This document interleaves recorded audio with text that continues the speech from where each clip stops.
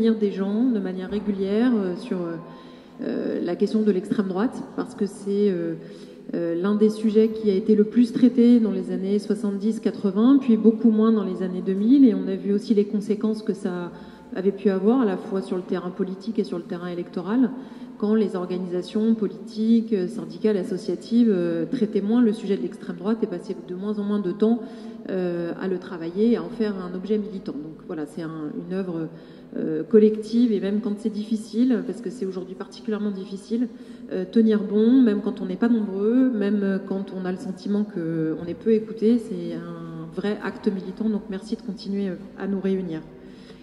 Si on essaie de caractériser un peu ce qui est fait dans les villes aujourd'hui gérées par le Front National ou ses satellites, puisqu'il y a le Front National, mais il y a aussi Ménard à Béziers ou d'autres qui avaient conservé les villes, notamment Orange, etc.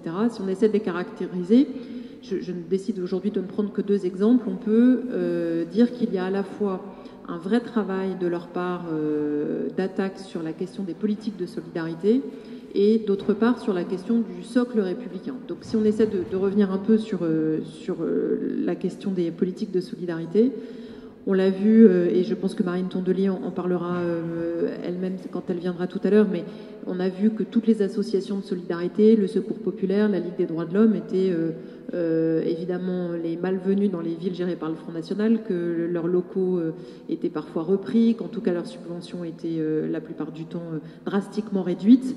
On l'a vu sur les centres sociaux, dont les subventions à Fréjus notamment ont été aussi réduites, voire complètement annulées. Pareil sur les épiceries sociales. Et le sujet qui pour moi est le plus illustratif des politiques du Front National dans leur ville, c'est la question des cantines. Avant d'être élu dans ces 14 villes-là ou 11 villes-là, le Front National avait écrit à la fois dans leur programme national et dans leurs programmes locaux qu'ils décideraient de supprimer la cantine pour les enfants de chômeurs. Peu ou prou, c'est ce qu'ils ont fait. Alors pas de manière homogène dans toutes les villes, puisque ça dépend des villes. Il y a des villes dans lesquelles en fait ils augmentent de manière extrêmement importante les tarifs de cantine, parfois à 78% pour le plus bas tarif, ce qui évidemment revient à faire en sorte que les parents qui ont peu de revenus ou pas de revenus ne puissent plus envoyer leurs enfants à l'école. C'est parfois la suppression simple et nette de l'accès à la cantine pour quand l'un des 2 parents ne travaille pas.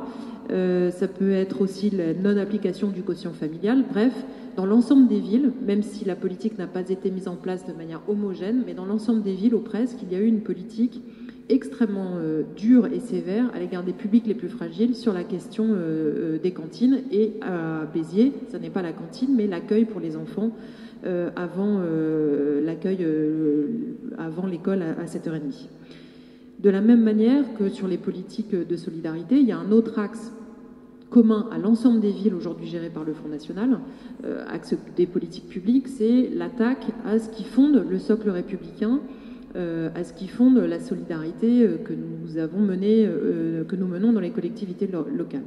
Évidemment, c'est la baisse des subventions à l'ensemble des associations, les clubs de foot, mais c'est aussi faire passer la mémoire collective en mémoire sélective.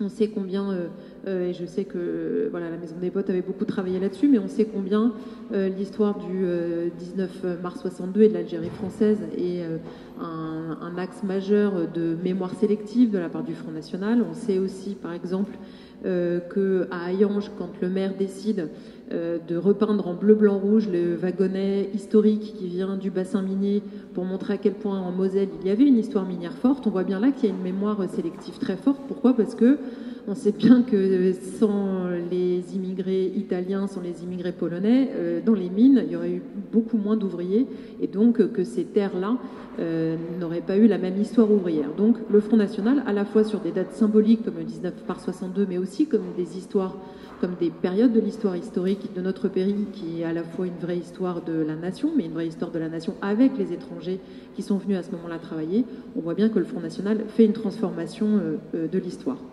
C'est important de dire ce qui s'y passe. Avec Elsa Di Meo, on a fait un travail où on a lu toutes les délibérations qui avaient été votées dans les 14 villes gérées par l'extrême droite, un travail qu'on a partagé avec Marine Tondelier notamment.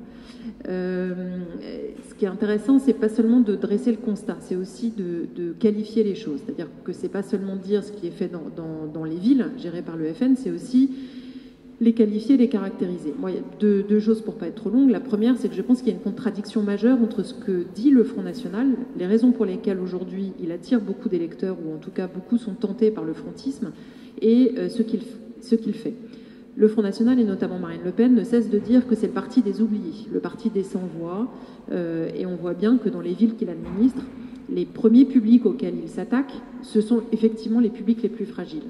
Et quand on discute de ça avec des électeurs, pas forcément des électeurs qui sont attachés au vote FN, mais qui sont un peu tentés par le discours de Marine Le Pen, quand on les met face à cette contradiction d'une responsable politique qui passe son temps à dire qu'elle est le parti le porte-voix des oubliés, et qu'à la fois dans les villes qu'ils administrent, ils sont exactement en train d'attaquer ce public-là, on arrive quand même à avoir, au-delà de l'argumentation très politique qu'il faut aussi avoir, mais on a aussi des arguments extrêmement pratiques et importants.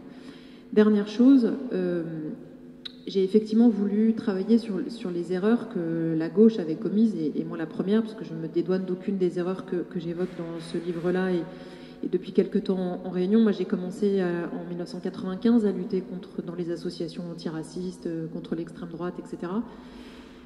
Et je dois dire que ces dernières années, je me suis dit qu'on n'avait quand même pas toujours pris le bon chemin pour lutter contre l'extrême droite et le Front National en particulier. Je ne vais pas vous parler de toutes les erreurs que j'évoque dans ce livre, mais une peut-être parce que je pense que c'est la plus urgente à rectifier maintenant. J'ai été moi-même l'une de celles qui a mené une campagne en 2013 pour les municipales en disant il faut démasquer le Front National, il faut décrypter le discours du Front National. Et ce dont je me suis rendu compte, c'est qu'en réalité, le programme était très clair, que les électeurs savaient très bien pourquoi ils votaient et que la politique qu'ils ont mise en place est exactement celle pour laquelle ils ont été élus. Et donc quand on a des responsables politiques comme moi et comme d'autres qui font une campagne en disant il faut démasquer le Front National, on va expliquer aux électeurs qu'ils se trompent, qu'ils lisent mal le programme ou qu'ils ne l'ont pas compris, on est complètement décalé par rapport à la réalité. Et je prends là l'exemple des cantines. Quand je me suis rendu compte qu'effectivement, dans chacune des villes, à la fois dans le programme national qui a été développé par le FN pour les élections municipales, puisqu'il y avait une charte, enfin pas une charte, mais une plateforme programmatique nationale et une déclinaison par ville, dans les deux, à la fois dans la charte nationale et dans la plateforme nationale et dans les plateformes locales, enfin dans les déclinaisons locales, la question des cantines était évoquée. Donc les gens n'ont pas été dupés, ils n'ont pas été face à un FN qui leur a dit A et en fait on va faire B. Donc je pense qu'il faut là être sur un travail non pas seulement de décryptage, mais c'est beaucoup plus compliqué. Il faut aller reconvaincre des gens que priver des enfants de cantine, c'est inhumain, c'est injuste, c'est inefficace quand c'est pour une question économique ou de rigueur budgétaire. Et c'est ce combat-là qu'il faut mener et qu'on a eu parfois un peu de mal à mener. Pour conclure, qu'est-ce qu'on fait de tout ça ? Sachant que dans 5 ou 6 dimanches, on a un nouveau président de la République ou une nouvelle présidente de la République, on n'espère pas. Enfin, il nous reste à peu près 6 dimanches, il me semble. C'est toujours un peu... c'est intéressant parfois de le mettre en nombre de semaines parce qu'on se rend compte de ce qui reste à faire. Je pense d'abord qu'il faut regarder le Front National tel qu'il est, c'est-à-dire un parti xénophobe, nationaliste, avec un fondement social comme l'a souvent été l'extrême droite dans son histoire. C'est pas une nouveauté, c'est pas récent que le Front National parle des ouvriers, c'est pas récent qu'il y a un fondement social à l'extrême droite. Jean-Marie Le Pen avait fermé cette parenthèse-là, mais c'est une vraie histoire de l'extrême droite. Et surtout, le regarder tel qu'il est, mais ne plus jouer seulement sur le réflexe de la peur. Je pense que si on s'adresse uniquement à ceux qui ont peur du Front National, on s'adresse à ceux qui ne voteront pas pour lui. Et aujourd'hui, ce qui compte, c'est aussi de s'adresser à ceux qui n'ont plus peur que Marine Le Pen gagne, à ceux pour qui c'est une éventualité, pas seulement de voter pour elle, mais de considérer qu'après tout, elle ou n'importe qui d'autre de l'extrême droite dans les collectivités locales pourrait les gérer. On a essayé les uns, on a essayé les autres, pourquoi pas eux. Et je pense que les campagnes des responsables politiques notamment, et tout le travail militant ne doit pas seulement se concentrer auprès de ceux qui ont peur, parce qu'eux ne voteront jamais, mais qu'on s'adresse aussi dans les 5 semaines qui viennent ou les 6 semaines qui viennent, à tous ceux qui n'ont plus peur de cette éventualité-là, parce que c'est eux qu'il faut aussi ramener dans un autre vote que celui auquel ils s'apprêtent peut-être de le faire dans quelques semaines. Voilà, j'en ai fini pour le moment.